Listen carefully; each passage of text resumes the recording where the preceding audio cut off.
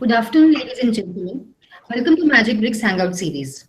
Our endeavor is to trigger a buy and bring back consumer confidence in the real estate market. The topic of today's session is tax implications for NRI property buyers. To discuss on the same, we have Vaibhav Sankla, Director, H&R Block. He's a member of the Board of Directors of H&R Block India and is responsible for strategy and business development. Having over 16 years of experience in taxation and accounting, he has been a tax advisor for many CXOs and HNIs. Prior to joining H&R Block, he was a founder director with Adroit and has worked for firms such as PricewaterhouseCoopers and KPMG in India and abroad. I also welcome EJ Shrikuru. She's the editorial head at magicbricks.com. She has been a business journalist for over 2 decades with the Times of India, the Economic Times, and the Financial Express. She forayed into research in the year of 2002. She's a regular guest columnist with a number of established media, including the Times Group and others. Without any further delay, hand over the session to Jayashree. Over to you, Jayashree. Thank you, Pushpa. Welcome, Vaibhav. Welcome, audience, for joining us here. Now, this is a very special edition for us, and that's because we are addressing the needs of a specific community, a very significant community for the Indian real estate sector. We have been receiving on our forum, which is magicbricks.com/forum, a large number of queries from NRIs about what are the implications of buying property in India, of selling property in India, what kind of taxation and liabilities do they have. So these are all important things that they have to consider.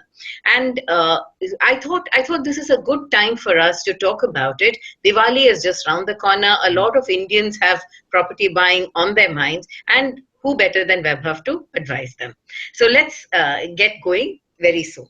Vaibhav, we've actually picked up some of the queries that have come on our forum. Some have come to us in our email, and there are a few that people have sent to us on editor@magicbricks.com. So consumers, anyone who wants to ask Vaibhav a question, please send it to editor@magicbricks.com, and we'll get Vaibhav to answer your queries. The first thing that we have is, do NRIs have to pay service tax buying property in India? Vaibhav, can you hear me? Yeah. So if the NRI is buying a property which is under construction, then the service tax is payable. The rate varies based on the value of the property and the square feet area. If he purchases a ready possession property, then there is no service tax liability for the NRIs. Okay. Is there any difference in the liabilities for resident Indians and non-resident Indians? No difference in liability. So it's the same liabilities for both. Yes. Let's go to the next one. If an NRI sells a 10-year-old property in India, what is the long-term capital gain tax on it? Okay. So if an NRI sells a long-term capital asset in the form of a house, has he mentioned house or plot of land or commercial property? No, he has just said property. Okay, so most likely it will be a house property. So the rate of tax applicable on long-term capital gains is 20%. Okay. 20% plus if the amount is more than 1 crore rupees, amount of gain is more than 1 crore rupees, then surcharge is payable on the income tax amount, which is 15% of the income tax amount. And in addition, there is a cess of 3%. So 20% income tax, 15% surcharge on the income tax amount, and 3% education cess. Okay. There is an NRI who said, I'm an NRI planning to buy a site in Bangalore and build a house and sell it. What will be the tax implications? Okay. So if you buy a site, what I mean by it is a plot of land and then construct a house. So when you sell the property, from out of the sale value, you can deduct the cost of the plot, the cost of construction, to arrive at capital gains. Now, if the property is sold 3 years, after you construct it, the gains would be characterized as long-term capital gains. If the property is sold before that, the gains would be characterized as short-term capital gains. The long-term capital gains, as I mentioned, would be taxed at 20%. Short-term capital gains are taxed as per your normal slab rates. Okay. And I think for all NRIs, one very, very important point. So Jayashree, when we speak to clients, they want to discuss with us only the tax implication in India. I think it is very, very important for all NRIs who are in the process of selling their property in India to know that they would have tax implication in the country of their residence, unless they are living in, UAE or any other Middle Eastern country, where there are no taxes. But like countries like US, Canada, Australia. So if the NRI is based out of any of these countries have residency-based taxation. So if the NRI is a resident of US, for example, he have to check not only the tax implication in India, but also the tax implication in US on the same gain. And the important part of the tax planning is, you have a holistic tax planning and not just tax planning for the India, for India. Yeah.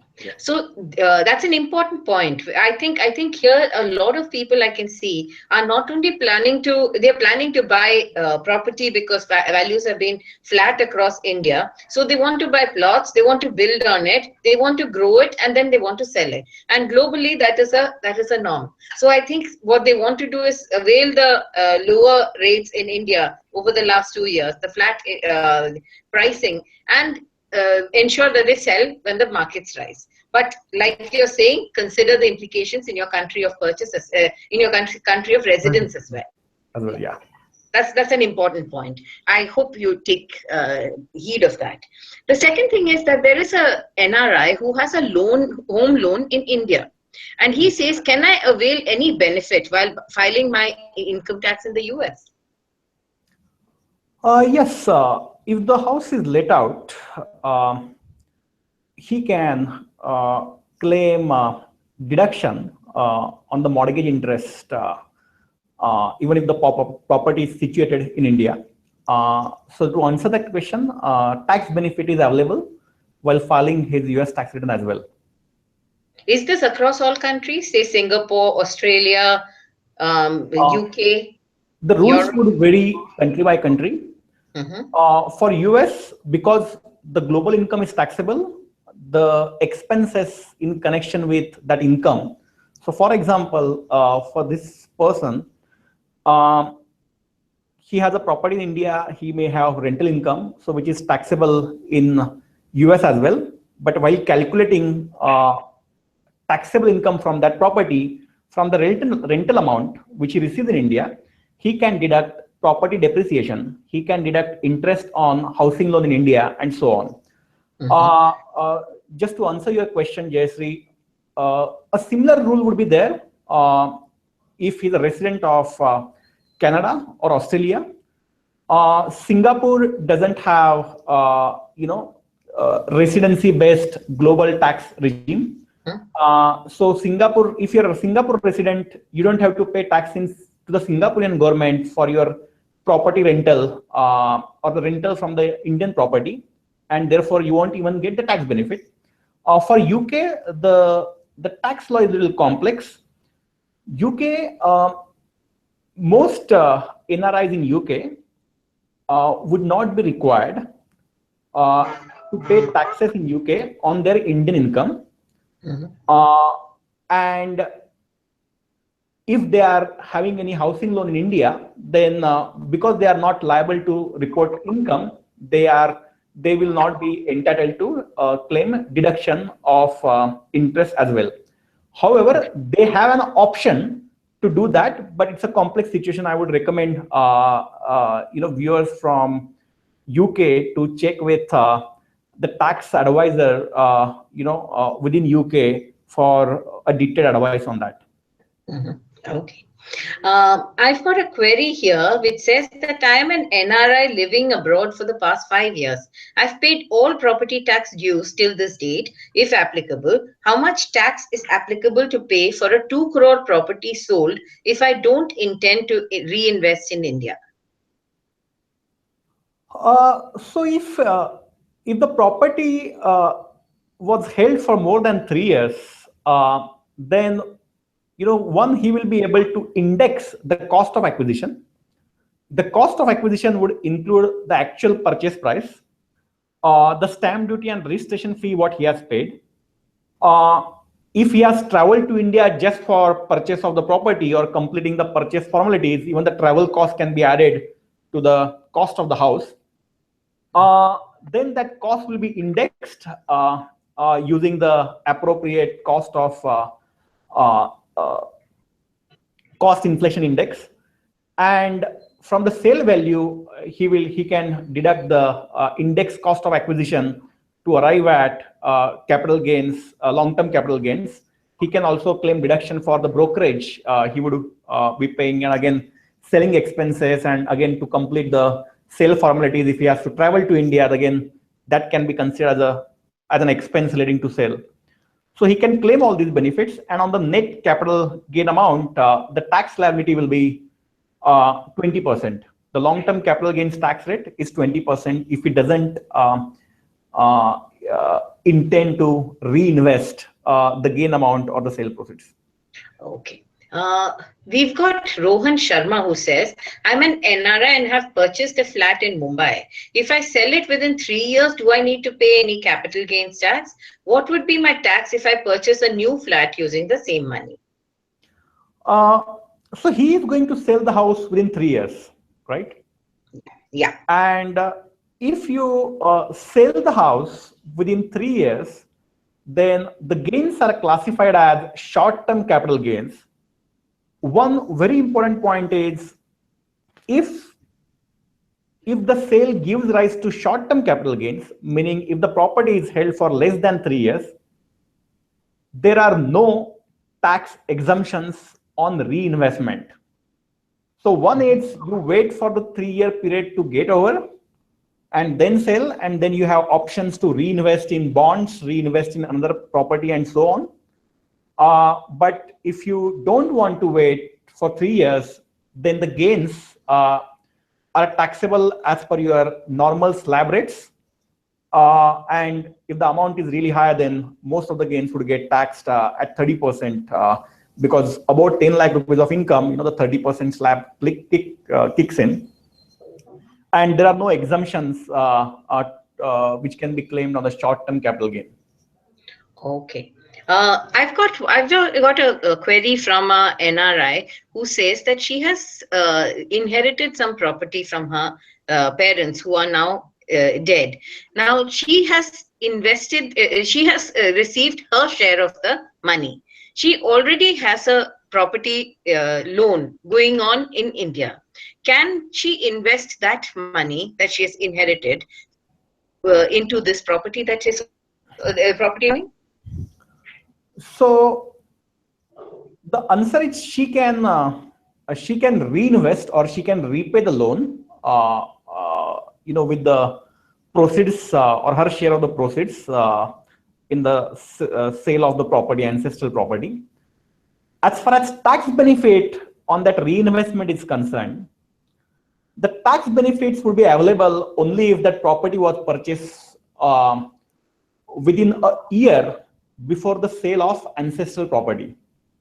So if the new property was purchased within a year before the sale of the ancestral property, then there is a tax benefit available on the repayment of loan taken for the purchase of the new property. But if the new property for which she has a loan was acquired much before that, then there won't be any tax benefit available to her on repayment of the loan.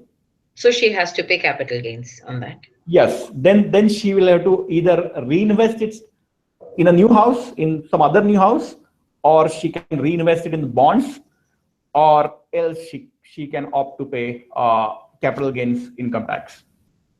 Right. Okay, I've got a query here. I'm an NRI from Bangalore, and I've invested in a property 2 years back. Am I entitled to pay the tax, and can I repatriate the full amount? NRI from Bangalore. NRI who has purchased property in Bangalore 2 years ago, can that person pay the capital gains and repatriate the full amount? Because it's only 2 years since he bought the property. Yeah. So he can pay taxes and repatriate the proceeds. I think the FEMA regulations allow a non-resident to repatriate the cost of up to one house which he sells. All right. But in addition, the law also allows an NRI to repatriate an amount up to $1 million a year. So I think as long as the amount is within $1 million, he can easily just pay the taxes on the gains and repatriate the amount back. No problem. Okay. I've got Roger Khelkar who says, I think I'm pronouncing the name not quite right, but I'm not sure how it is to be done. Okay. I am an NRI who has recently moved back to India, and it has been a little over 2 years now. Do I continue to enjoy the benefits on my foreign currency deposits? FCNR deposits? Okay. Yeah. So while this question is not really related to property, I'll quickly answer this. As long as you are not ordinarily resident, you can continue to claim exemption on the interest on FCNR deposits. And typically, you retain your not ordinarily resident status for 2 to 3 years after you return. So maybe you'll have to check. If it is just 1 year over, then you can still claim exemption. If it is more than 2 years, then you'll have to make calculations and figure out whether you're eligible to claim that benefit for the 3rd year as well. Yeah, okay. I've got Nitin Sachdev who says, I have heard that today buying property abroad in countries like Dubai and Singapore is easier and better than buying in India. Also, the rental returns are better too. Is that true? Yeah. It's not a tax question, Vaibhav, but if you want to answer that. Yeah, it is not a tax question, I know. So, I think I don't know about these markets. I know that in a lot of countries outside of India, the interest rates are lower and the yields are higher. So in India, Jayashree, if we see the interest rate is as high as close to 10% and the rental yields are as low as 2%. Right. I think in a lot of countries outside of India, it is different. The interest rates are lower and yields are higher. I don't know much about the specific countries you mentioned, but it is possible that the yields are higher and could be returns as of now could be different from what is in India. Right. Let's go to Jay Goenka from the US who says, can a PIO card holder sell property in India and reinvest in the UK? He needs to pay tax, and if yes, what percentage? So a PIO card holder can definitely sell the property and repatriate the proceeds abroad after paying the taxes due. The tax rate would depend on the nature of the property, whether it is short term or long term. If it is long term, then 20% is the tax rate. If it is short term, then the tax rate is your slab rate. Does that answer the question? Yeah, I think so. I think you do. There is an interesting question. He's asking, does an NRI, how does the GST impact an NRI? Will the taxation be the same for resident and non-resident Indians once the GST is applicable? So GST will affect, as far as purchase of property is concerned, GST will affect the residents and non-residents equally. I think the GST will be applicable only to the properties which are purchased while they are under construction. So if an NRI is opting to buy a property which is ready possession, there won't be any GST on that. If the property is under construction, GST will be applicable. I think we have to wait for the final rules as to what the tax rate would be, the effective tax rate would be. So it will affect NRIs only if the NRI is planning to buy a property which is under construction. Okay. There is Anup who asks, can you kindly explain exemption under section 54? I have sold my house 5 years back in Gujarat. Okay, so if he had sold his house 5 years ago in Gujarat, then actually section 54, you get a tax benefit on reinvestment of the gain amount. If you have sold a house, after holding it for 3 years. So if you sell a house which is classified as a long-term capital asset, and you have capital gains arising from that sale, then you can invest not the sale proceeds but the gain amount for buying another house and then claim exemption from income tax on that gains. The purchase of the new house is required to be made either within 1 year before the date of sale or within 2 years after the date of sale. Alternatively, the taxpayer can also opt to construct the house himself within 3 years from the date of sale. So now if the querist has sold the property 5 years ago, I don't think there is anything which he can do under section 54 now to claim any tax exemption. It's a little he would have late. Already paid taxes. Yeah. He would have paid the taxes. Okay.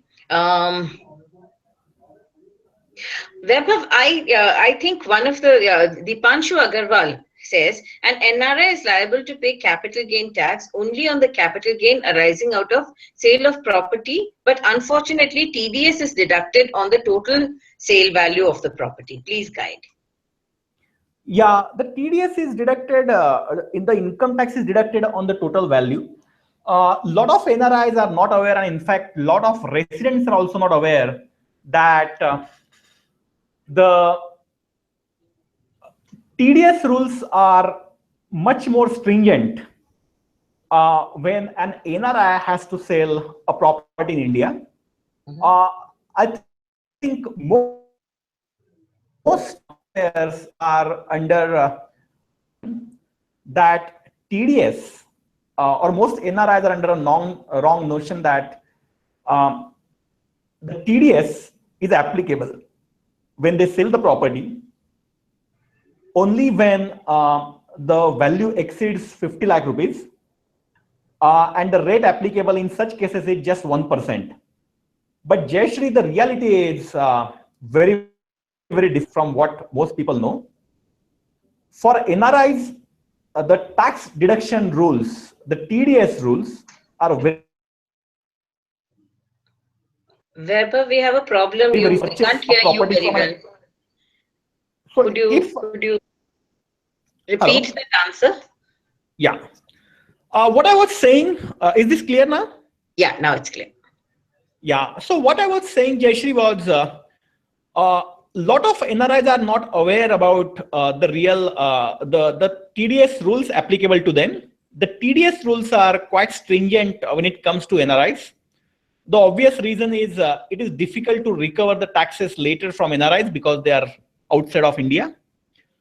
So when anyone purchases a property from an NRI, or an NRI has to sell a property he has in India, the buyer is required to deduct income tax not at the rate of 1%, which a lot of people wrongly think. The buyer is required to deduct tax at 30% or 20% on the gross amount.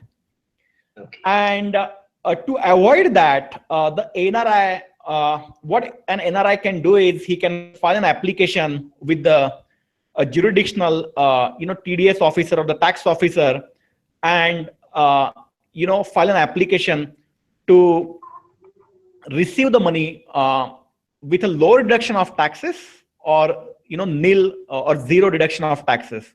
It's it is some process, but that can help.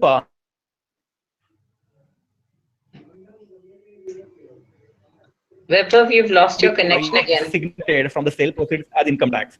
Now, for those who have already suffered the TDS, what they have to do is file your income tax return with the income tax department.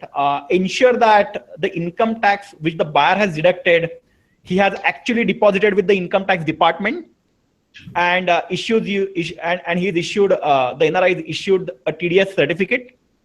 The TDS amount is correctly reflected in the form 26A, that is the tax credit statement, and file the return and claim the TDS. And in many cases, I'm sure the entire TDS would be refunded to the NRI property seller. How long does that usually take? I think gone are the days when the refunds would take like years to receive.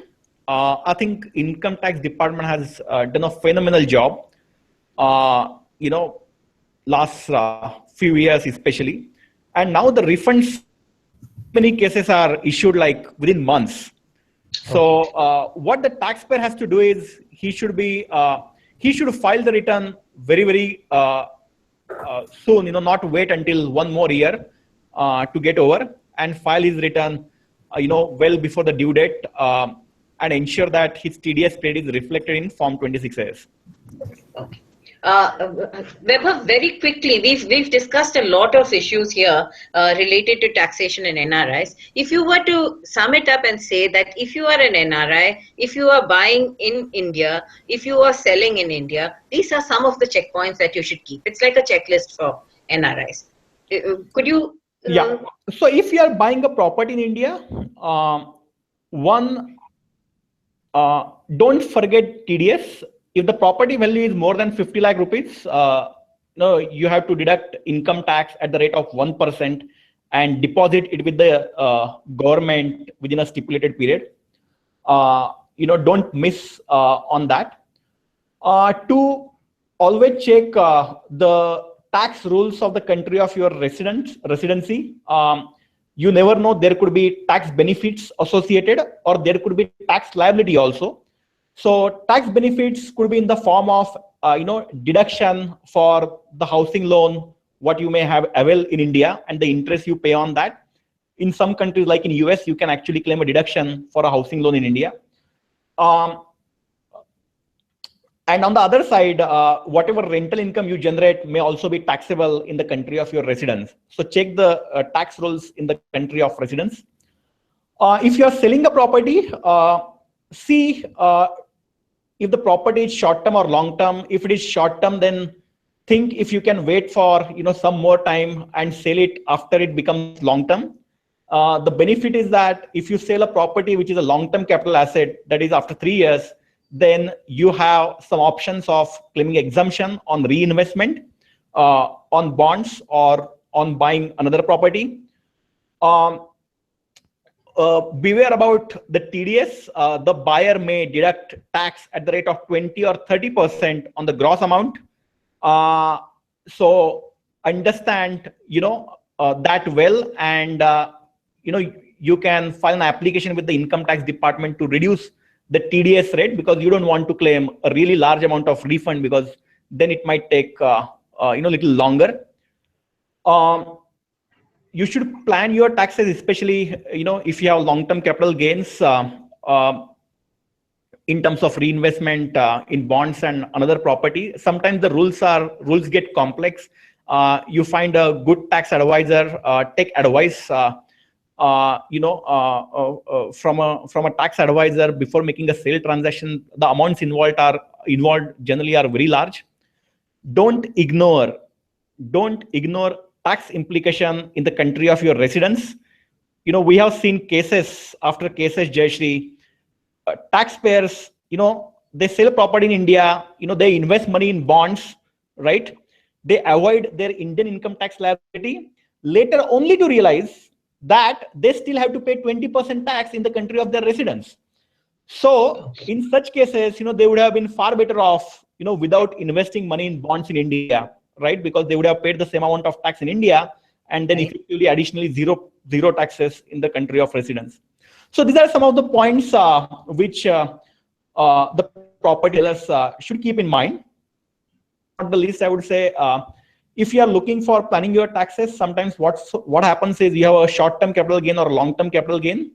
What one should also do is you should look for other assets you may have in India, such as mutual fund shares. And if you are sitting on a loss on any of these, you can actually book those losses and set off those losses against your gains from property. Again, the rules can be somewhat complex. Consult with a tax advisor before doing all this. Again, the amounts are often very significant. So that's all I have for those who want to buy property or sell property in India from outside of India. Thank you so much, Vaibhav. That was Vaibhav Sankla, a tax expert from the H&R Block. That's a whole range of issues that we have covered. And I'm sure this will be a stepping stone to many NRIs asking us queries over and over again, trying to get more clarification. We have a home buying festival, the Diwali home buying festival coming up, and we expect a large number of NRIs to participate in it. So if any of you are logged in and you feel that you would like more clarifications from Vaibhav before you buy, sell, or reinvest your property, please feel free to write back to us at editor@magicbricks.com, and we'd be happy to get Vaibhav again to answer your queries. Thanks so much, Vaibhav. Over to you, Pushpa. Yeah, thanks. I'm really thankful to our guest speaker, Vaibhav, for participating in this Hangout session. It was indeed a great session. I would also like to thank all the participants for their support in making this Hangout a great success. Thank you, everyone. Thank you.